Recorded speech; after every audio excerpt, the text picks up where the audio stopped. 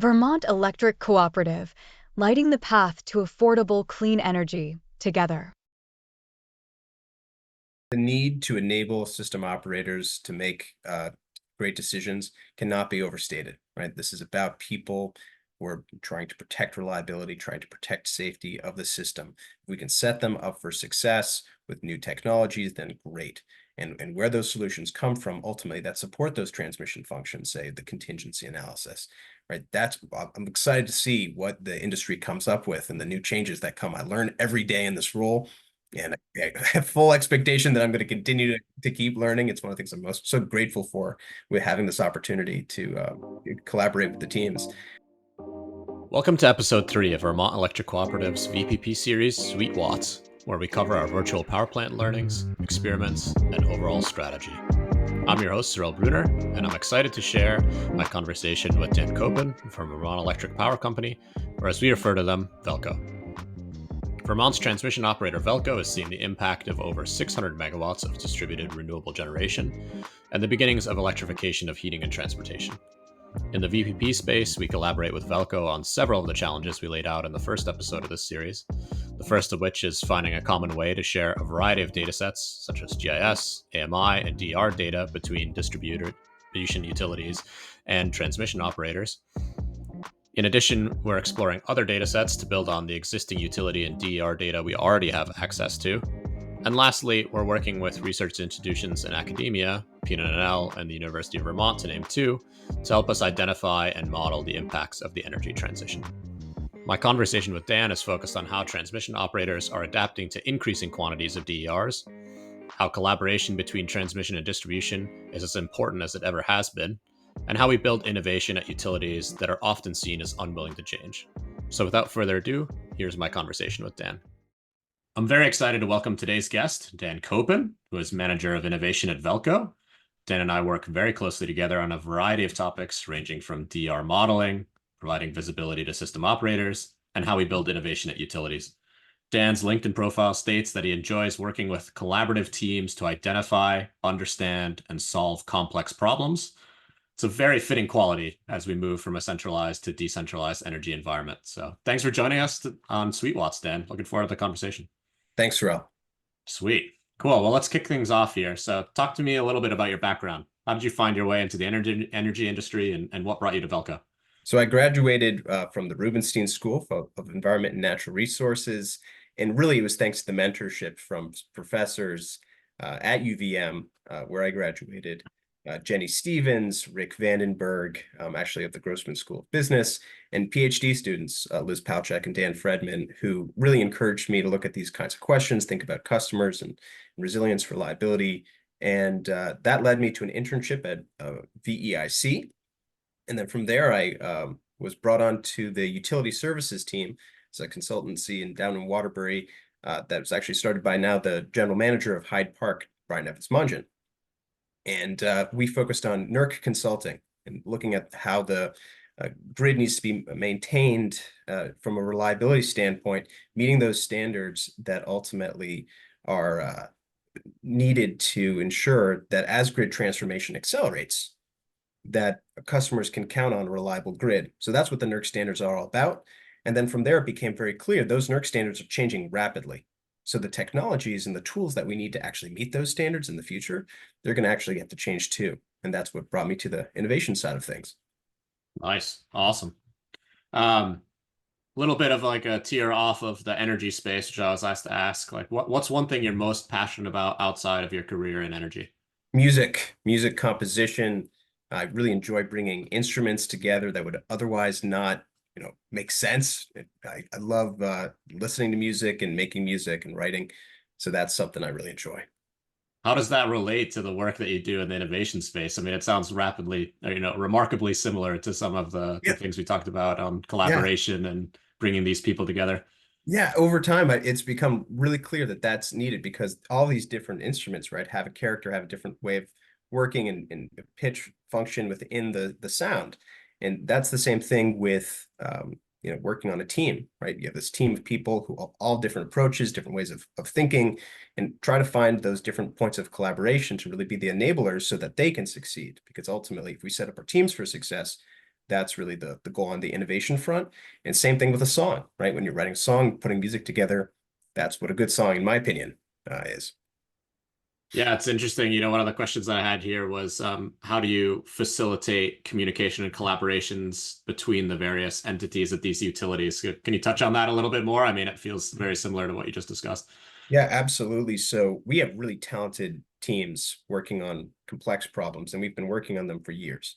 And those are subject matter experts who are capable of understanding, working through, troubleshooting different issues, end-to-end testing, really meeting them where they are and recognizing, for instance, their pain points and where they're seeing opportunities for growth. Often that is where the best innovation comes from. And actually, I think it is where the best innovation comes from.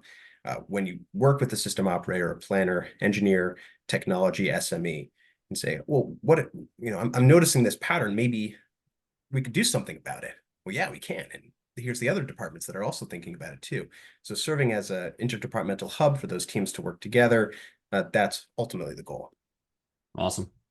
Talk to me a little bit about VELCO. Who are they? Why were they founded? I know in the intro episode to the series, I touched a little bit on that structure, but give me a little sense. Like what was the reason why it was created and how was that? How did that happen? So VELCO was created in the 50s to bring clean and sustainable power from New York, the hydropower that was being built there, to Vermont. And it really was an economy of scale. So the distribution utilities all at the time had pulled together their resources to create this transmission company. And really the unique aspect of VELCO is that we're actually owned by the distribution utilities and a public benefits company. We really have a cooperative-like structure, and we're the only transmission company in the nation that's set up this way. So that results in a lot of innovation, collaboration, just intrinsically based on our company structure. Yeah, well, I mean, why is that model so successful in Vermont? What about that kind of structure has really worked well for us? So I think it all comes back to the profit structure. So when we actually make a profit at VELCO, by law, that goes back to the distribution utilities and then helps reduce retail rates for customers. So because we're focused on that, we have a for-profit structure. We can set that up. We can look at different issues, different approaches, ways of working in efficient and effective ways, while also recognizing that what we're really trying to do is benefit Vermont. So that, I think, is what then facilitates a lot of this collaboration between the different teams that I'm hoping to support, right? Because those teams want to collaborate, they want to do that work, and the goal is to just help enable that happen. Yeah, and I'll just quickly touch on the value of that VELCO relationship, that kind of profit sharing, for VEC in particular. Those profits are kind of fundamental to our business model. Our board members like to joke that we're an investment company that happens to sell electricity. And because of this kind of structure that exists with VELCO, that very much means that we're able to kind of keep rates affordable through that relationship. Whereas, in other states, these relationships don't exist and we'd be more reliant on just the traditional electric sales that we have. But these investments are really critical to us. So, great. So this is a VPP podcast. Right. When most folks talk about VPP services, they're usually talking about like aggregators, distribution utilities. How does a transmission operator fit into that space? So transmission operators were entrusted to provide reliable transmission service, and the grid is changing, and regulators are catching up to that grid. So those emerging reliability standards that I was talking about, that's really the point at which we have to take a proactive approach and recognize, okay, we are responsible for performing real-time contingency analysis. So looking at what if scenarios across the grid using real data through our fiber optic network connected to all the different substations, that then we simulate what could potentially happen to pose problems for the grid. That real-time contingency analysis, those functions of studying the grid, not just in the present, but day ahead studies or even years out studies that we might do in our transmission planning simulation tools, all of those types of studies are going to require the assumptions to be set so we know how much generation's online, how much load is going to be there. And what we know is that virtual power plants are going to reshape how the grid is operated. We're already seeing that in Vermont. That's one of the things that makes Vermont so remarkable. is that innovative structure that's enabled by the regulatory framework here, where we can do pilots, where we can do innovation. We're seeing all of those virtual power plants already emerge on our end. So we as a transmission operator see these trends in the technology. We see our responsibilities from a reliability standpoint. And that's where we need to step up and come up with solutions that can help enable our distribution utilities to provide affordable, reliable service, but also maintain those standards. How do our VPP programs assist that work that you just touched on? So there are certain situations where we'll run a contingency analysis, and we may find, okay, in this particular pocket, in this particular zone, we may need to do something called redispatch a generator. And that redispatch of a generator is an action that's taken what's called pre-contingently before something bad happens. And when you do that pre-contingent action to protect against something that's going to happen on the grid, that's typically done with synchronous conventional fossil fuel power plants. Well, what we're expecting to see over time is that as these technologies become relied upon by different entities, you could actually have virtual power plant dispatch that could support contingency analysis in which you've been counting on a generator that for all sorts of different reasons may be retiring. Well, what could you potentially do to support that? So we, again, want to be on our end focusing on that transmission function. That's our focus, and that will continue to be our focus, to then enable the distribution utilities to unlock that value. One of the things we touch on a lot is you and I is this concept of situational awareness and what that looks like. How does the data that's coming from things like an EV charger, like a battery, or potentially some other assets that are out there help assist the operators at VELCO, or help assist the planners at VELCO? Why is that data valuable? So what we're expecting to see is that these new technologies are going to scale up. Customers are moving really quickly on the technologies. And so as that happens, we need to be able to simulate, okay, if a contingency occurs, how do those technologies behave after a disturbance on the grid? And what has been shown in many of the disturbance reports, unfortunately, is that these inverter-based resources, whether solar storage, et cetera, may actually behave in a way that's not grid friendly. So what we need to be able to anticipate are those non-grid friendly behaviors to be able to protect against situations that could be problematic. But we're also looking at ways that ultimately we at the transmission level can specify, say, here are the needs of the transmission system as a neutral entity. Say, how can we then provide a signal of what those needs are so that the distribution utilities can figure out the best way to meet that. And I think that plays into some of the research that we're doing in collaboration with you, Cyril, at VEC on the Pacific Northwest National Laboratory and Oak Ridge National Laboratory project on Maple Branch. And that, of course, needs another fun acronym. Another right? great, yeah. great. You can tell us what does it stand for? A quick pause here, and apologies, Alex Anderson from PNNL. Dan and I got hung up in the world of alphabet soup that is the utility acronym space. What MAPLE stands for is Model-Based Adaptive Protection and Load Shedding Environment. Back to our recording. What we know is true is that these types of projects are needed to be able to say, okay, how can we meet the needs of, say, load power factor at the transmission distribution interface while also respecting power quality requirements at the distribution level? We know we need to look at that question. And so what the labs will allow us to unlock is a way to do that type of research in an affordable, effective way, using some of the brightest minds in the nation, working in collaboration, not just with the labs, but also University of Vermont. And so we're really looking forward to continuing that collaboration with the VEC team. Yeah, we're super excited about a lot of that work. Being a very small team, which is something that I mentioned a lot. You know, we have one planning engineer on staff. We don't have this big team to go look at some of these challenges. So on the research end of things, Dan, you know, for us, we've been working with research institutions since I've been at VEC back in 2011. One of the challenges that we face often is we'll spend this very long runway just getting information to the labs for them to start doing the research. They spend oodles amount of time taking that information in, categorizing it into some sort of manner, right? And then they probably spend 3 months of time actually doing the use-inspired research and 9 months of time integrating all the data sets. Right. What are you've been thinking about this a lot and see the value of these research institutions, whether labs or universities like UVM. What kind of things have you noticed? What's worked really well for us to try and accelerate that and have them focus more of their time on research and less of their time on this data integration? So great question.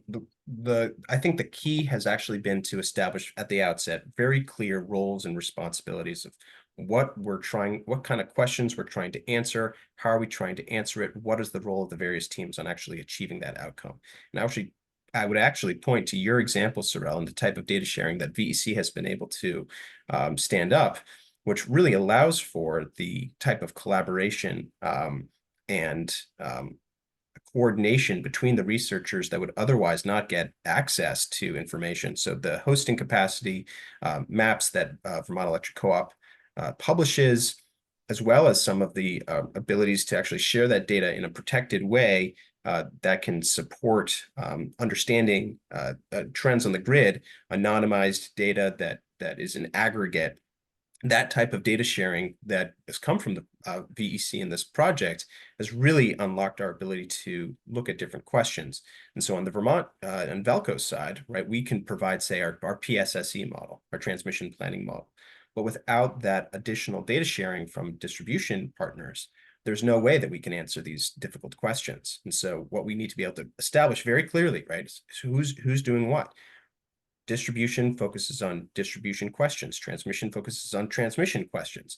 But in the context of our project, we have to be able to say, okay, here's where the project covers the how these two systems can coordinate.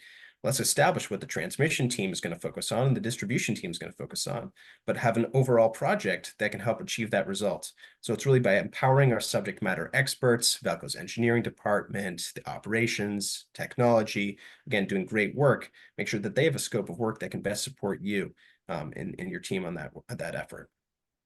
How has like these various data sets played a role in that? Like you mentioned, like right now VEC publishes a large amount of our GIS data online publicly. We've always known that we're tiny, so partnerships and collaboration are so fundamental to the work that we do and allow us to kind of learn more from the system, and data is kind of our ticket to getting there.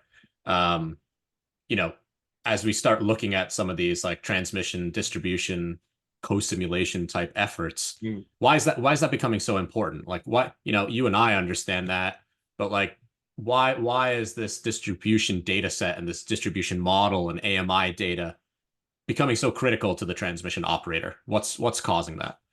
Well, just as we talked about earlier, the Vermont grid is changing rapidly. So we're seeing situations in which the system was built in a particular way, right? The grid is operating differently, and yet we have the same tools. So what that ultimately results in is a situation where we see the power flow go from transmission to distribution. That's what it has been doing for 100 years. But now we're seeing more and more cases from distribution power flow actually going back to transmission. And we're seeing that on bright sunny days. And when we have that type of noticeable impact, right, that actually changes the power flow on the transmission network, we then have to start asking, how can we provide reliable transmission service with that dynamic happening? Because our transmission models stop at particular voltages. Well, our transmission model in PSSE stops at, say, the distribution load bus is what's called in the model, and it would stop at the lowest it would ever go is a feeder breaker. So we're recognizing that if that's the tool and that's the work that we're entrusted to do, we then have as a mandate really to look for ways that we can better partner with our distribution utility owners to say, how can we set up a framework in which we can provide reliable transmission service and gain situational awareness of all these different trends and all these different things that are happening. So it's through this collaboration and research and innovation that we can start saying, okay, these are the trends on the grid. These are the roles and responsibilities that have to be very clear about these different functions. How can we then provide that support to you guys in a way that helps? I know we do a lot of work. You in particular have tried to initiate a lot of work with ISO New England, the regional grid operator, RTO, ISO, whatever term you want to use, basically the same in our region. What are they seeing similar challenges? And if so, what is the work that you're doing to kind of, again, bring that level of visibility to them as well?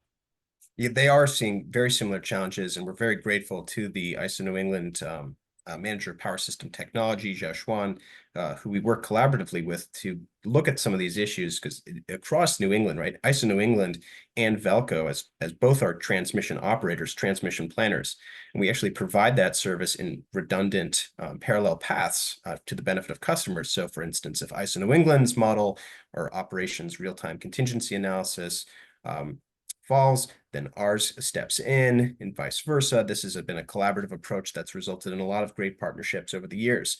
So really, in many ways, the innovation and research is just a continuation of that joint function, in which we're providing backup support for each other and working on ways to say, okay, if we're going to be modeling, say, the DER tripping behavior in PSSE, we want to make sure that the models that are actually going into PSSE are as accurate as possible to characterize the needs of the system, which ultimately direct the investments that are made to change the way that the grid operates to meet those new requirements. So that's where ISO New England has come in and brought great ideas, ways of thinking, different perspectives, helped us understand different trends that are going on. And so we're looking very much forward to increasing our collaboration with the ISO team to advance those goals. You know, one of the things, having been in the system planning space and the engineering space for many years, like one of the challenges that I often hear, right, is like modeling is only good as the data that you have, right? And there's always skepticism, especially from folks in the control center or operations as it relates to the modeling world. What are the strategies to kind of like fixing that, right? Like model validation is obviously one. What are we doing in that space? And are there other kind of, maybe they're more behavioral aspects to meeting that? Touch on that a little bit. So when we're working on problems in the transmission space, we will look at the models that we have, and our different departments will be working in what we call silos of excellence. The team in planning will look at PSSE, the engineers will look at Aspen for protection studies, and operations will use AspenTech's Monarch tool. And what we're finding is that if we can embrace collaborative ways of working, looking at the same information, the same model, using tools like network model management, the common information model as a framework for accelerating that collaboration internally, then what we can do is provide reliable transmission service with this internal collaboration that then unlocks the ability to do better collaboration with inter-area collaboration, say at different areas like New York, the balance of New England, but certainly also within the state of Vermont. So it's through the adoption of the standards-based approach that we can actually have better conversations, do more collaboration, and ultimately make better decisions that will lead to prudent investments to enhance affordability and reliability, and ultimately safety too. These ways of looking at the same data sets are necessary in order to really get better results. So the ability to adopt these standards, it's a technical choice. It's a technical choice to do that. But as you pointed out, Cyril, it really does come down to the interpersonal dynamics as well. Because if you can share different ideas, share different concepts between teams that have literally never worked together before, then you're accelerating trust. You're accelerating that type of alignment between people who want to have the same goal, right? Everyone here wants to provide reliable transmission service. They're using different tools to do that. If we speak the same language, we can do that better together. Yep. Yeah. Speaking of like this standards and models, so one of the things you touch on a lot is the common information model, SIM. And the question I have written down is, are you obsessed with SIM? You know, and why is it so important to the work that we're doing?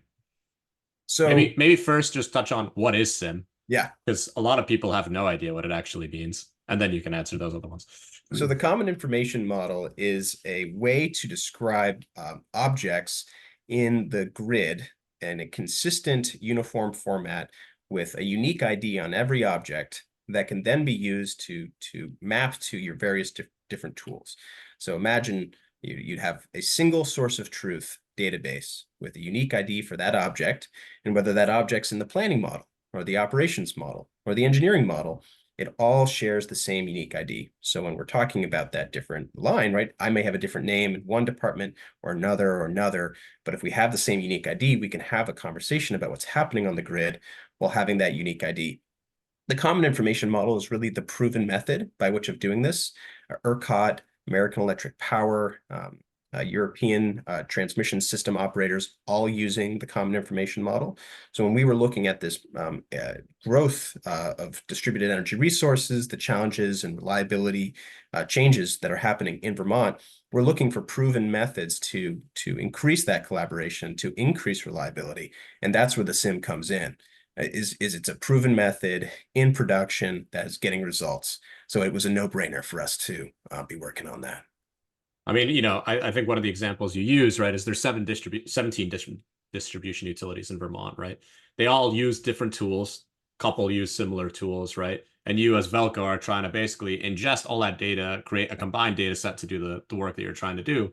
Without Right. some sort of common platform, you're having to do like a specific integration with each one of those utility data sets. Right. And then, if X, Y, and Z vendor changes, which does happen at utilities, then all of a sudden the data structure changes. And then you're left basically with a whole bunch of like work to try and synergize that information. Or what typically happens, right, is someone dumps it into a CSV in Excel, it shows up in some random format. Someone then needs to re-ingest that information. And then, we're back to square one.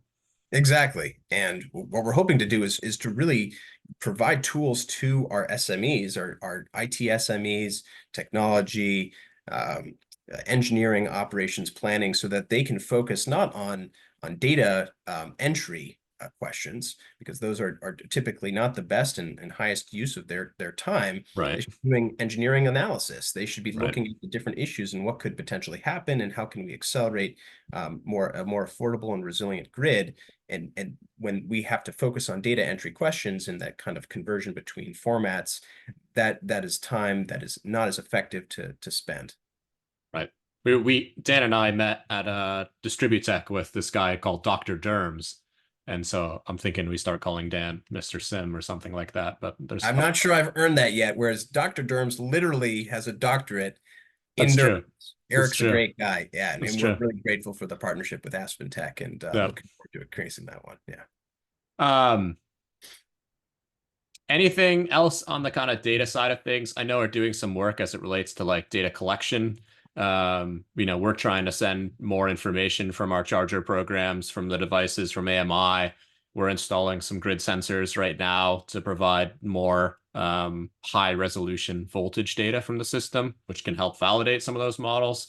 Any other areas you want to touch on there? Any projects that we have going that excite you in that space? Yeah, absolutely. So the Vermont Exchange platform, right, which is our overarching network model management project, has really been all about finding ways to increase that data sharing and collaboration to support reliable transmission service. So that is really the point. Ultimately, it's about safety. It's about making sure that we're doing this in a way that can achieve these greater results. And when we're looking at different projects to potentially accelerate that, we need to be able to say, okay, what is the transmission function we need to perform? And what are the points on the system that can actually support that transmission function? It always has to be tied back to transmission. So for us, we're looking at various different tools. There's an exciting new company we're looking to partner with, Grid Metrics, that is actually collecting data at really remarkable sampling rates that I think would position us to be able to perform those transmission reliability analysis after an event, after a disturbance, that helps do something called model validation. So if we have a model of the grid, we can actually tie that data from the system to our transmission models, then that's a function that I think is going to be really important. But again, it all comes back to these requirements. It comes back to really taking a proactive approach to give us optionality to look at what's going on in the system and help our departments, our teams succeed. Yeah. Yeah. We're excited about that grid metrics data too. We're definitely we operate the system as, I think, less so than VELCO, in a very reactive state. We have great data at the substation level, very little data out on the distribution system that our operators can use. So we're heavily reliant on the engineering model. We're heavily reliant on this engineering space. And as a result, for us to really kind of continue to provide reliable service, that data getting down to a level on the distribution system where a lot of this action is happening, solar, EVs, batteries, whatever it might be, is really fundamental. So these sorts of partnerships whereby we're not only getting valuable data for ourselves, but also getting valuable data for you and for, folks like ICE in New England potentially to validate some of this modeling and potentially provide some operational data points, I And think I would is say, pretty Surround, that amazing. Vermont Electric Co-op is really leading the way on collaboration and coordination and data sharing for utilities across the country. And so that's one of the things that really distinguishes you and your team in terms of the way that you've been working, looking at affordability, looking at how to improve customer outcomes that on our end, we want to actually learn from. And so part of the great part of having these partnerships and these conversations, these relationships, is being able to compare notes, see what's going on, and ways to accelerate different opportunities. And so that's what I think is going to be critical, is building these relationships, building these new teams that can work better together to achieve outcomes that the customers expect, whether from the transmission level or at any other level. Appreciate that comment. Definitely a lot of fun things going on. I mean, you touched there on building these relationships. Um, Utilities are often seen as these like slow moving behemoths, right? They're not really seen as these like sexy, innovative entities. You and I are both in innovation. That involves often a lot of change management, certainly a ton of communication. What have you found like works well in that space, and like building these relationships with these various other utilities that on a new level, on a more technical level? What strategies have you seen? What's worked? Well, in Vermont, I would argue we have the most innovative utilities in the nation. And much of the reason why, right, is this focus on improving outcomes for customers. So across the board, we see this priority of enabling collaboration, reliable operation, making prudent investments. And that's really been the overall structure here in the state of Vermont that I think has unlocked a lot of the innovation that we have. Again, that regulatory structure that enables pilots, that's also something that's unique here that really, I think, has made a difference for customers in the state. And when we're looking ahead at how we accelerate that, what we know is that we're going to have to try different approaches, and we're going to have learnings all along the way. So to become comfortable with learning and focusing on the training, the education, so that we're making prudent choices, making prudent investments, choosing proven technologies that can actually accelerate these changes, that's where this all comes together. So it's always people first, right? People first with these projects, making sure that people have what they need, and then getting the right technology to help meet those new challenges.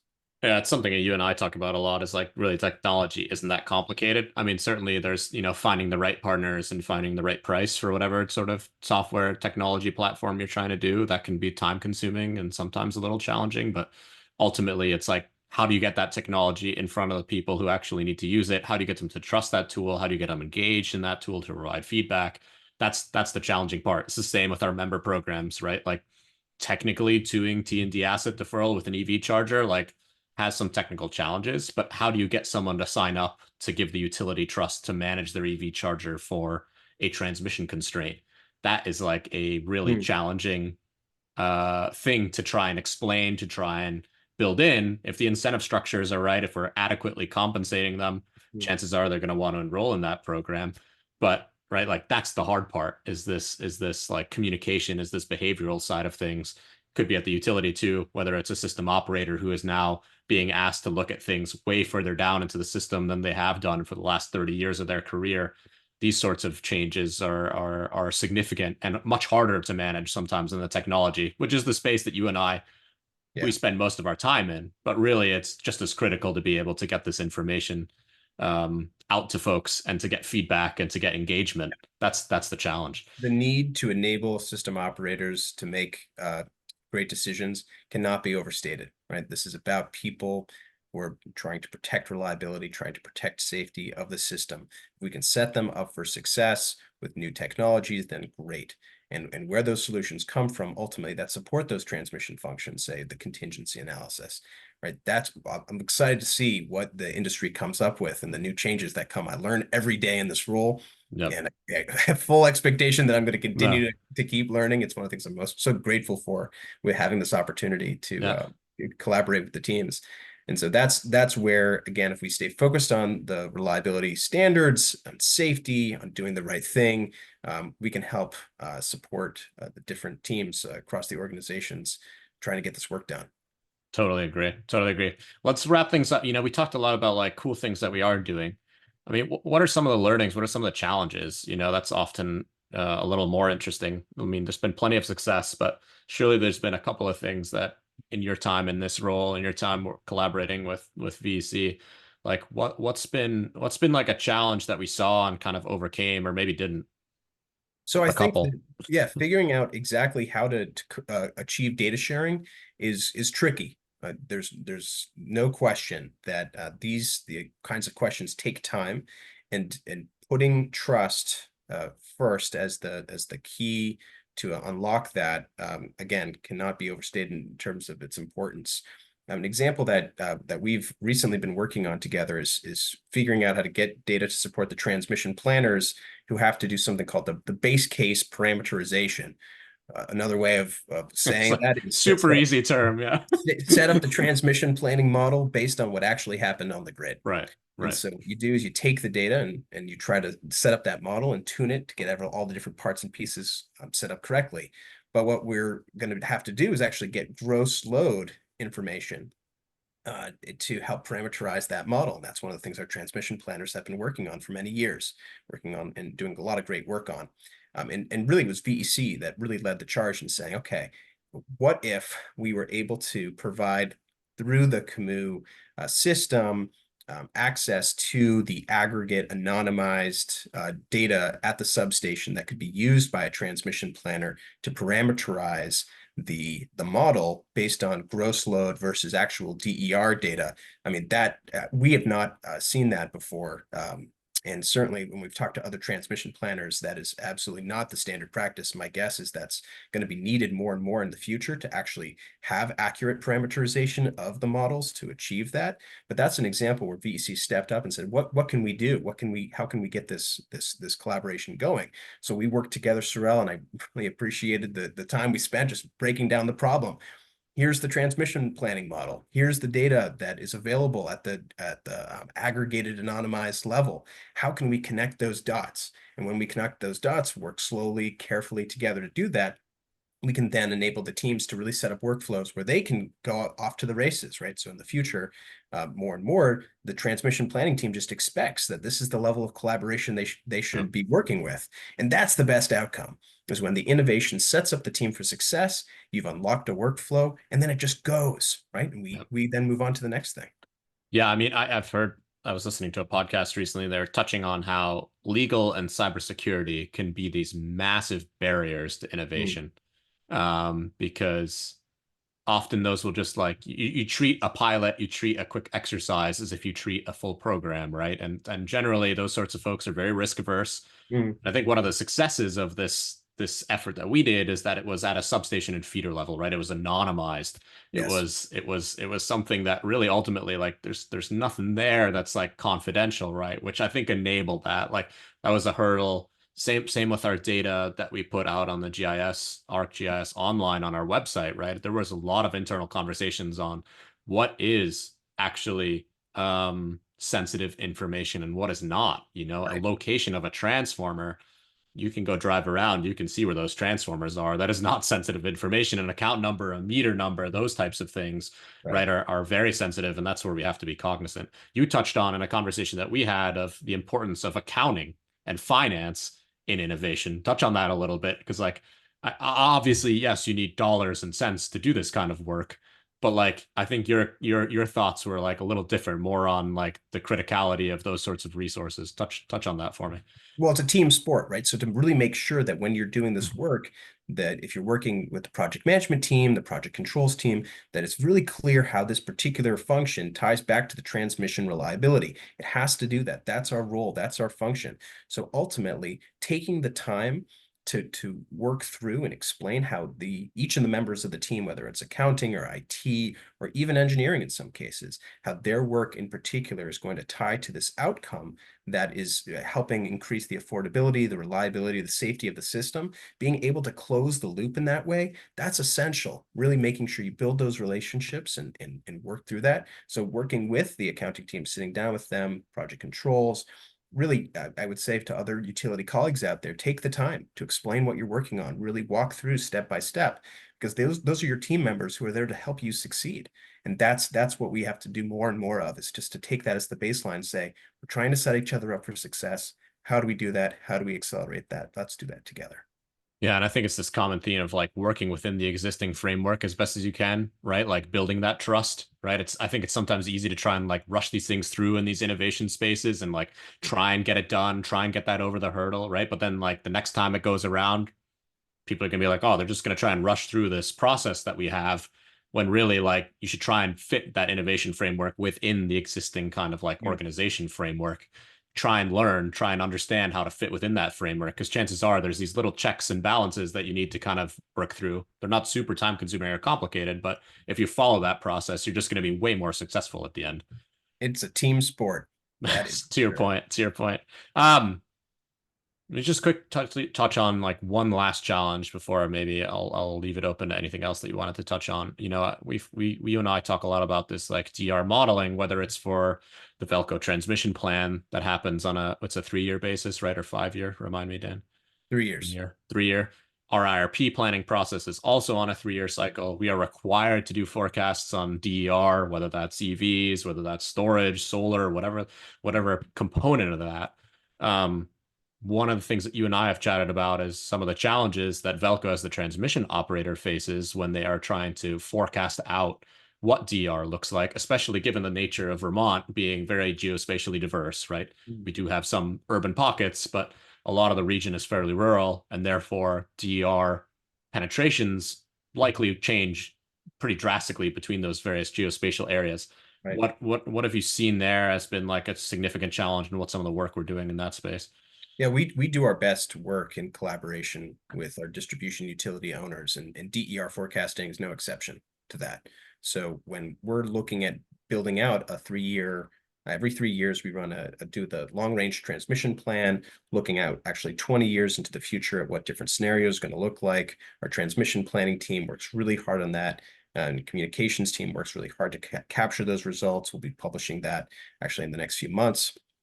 And really, in the case of DER forecasting, the better data that can go into that model, right, the more accurate the transmission plan will be. So working with folks like yourself, Cyril, to say, okay, here are the different trends that you're seeing on your system. Tie that to data sets that it's really clear, right? Here's what we're looking to achieve. Here's what we're looking to accomplish with this study. Here's the hour, the time of day, etc. How can we then meet you where you are, right? And then provide that clear indication of what the system, when we're going to study the system, what is the window of time we're going to look at, and then allow you to have that flexibility to bring the data, the best data you can to support that model. Because ultimately, we're recognizing, and more, we're going to have to do this, not only to meet the reliability standards, but just because it's just common sense. The distribution entities are responsible for distribution. The roles and responsibilities are clear there, and those are not going away. So what we want to do is, on our end, focus on transmission service. How do we do that role and make it very clear about what those needs are for the transmission planning study, while also just providing that flexibility that can hopefully allow us to have a better study, but do it more collaboratively. Definitely. Any other questions that you feel like, or thoughts that you have, collaboration that we're doing that you felt like we should touch on? Anything that you can think of in addition to what we already went through? Cyril, thank you for your leadership here in the state. We are all benefiting from the work that you have done, not only in putting this podcast/video blog together.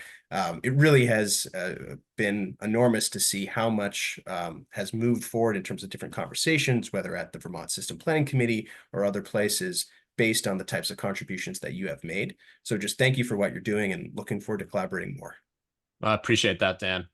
You said it's all about teamwork, right? And that feeling is mutual. Definitely learning together, I think, here. And it's definitely energizing to have, like you said, I do think we have some of the most innovative utilities in the country, and it's super energizing to have folks trying to kind of push the envelope, whether GMP in the resilience space, right? Like we're trying to do some creative things on the VPP space. There's utilities that have been 100% renewable for, many years. You guys as VELCO being a transmission only operator, Efficiency Vermont as like an efficiency only utility provides their value, right? Like I think we're just in a really good space. So thank you for that. And yeah, thanks for this conversation. Really appreciate it, Dan.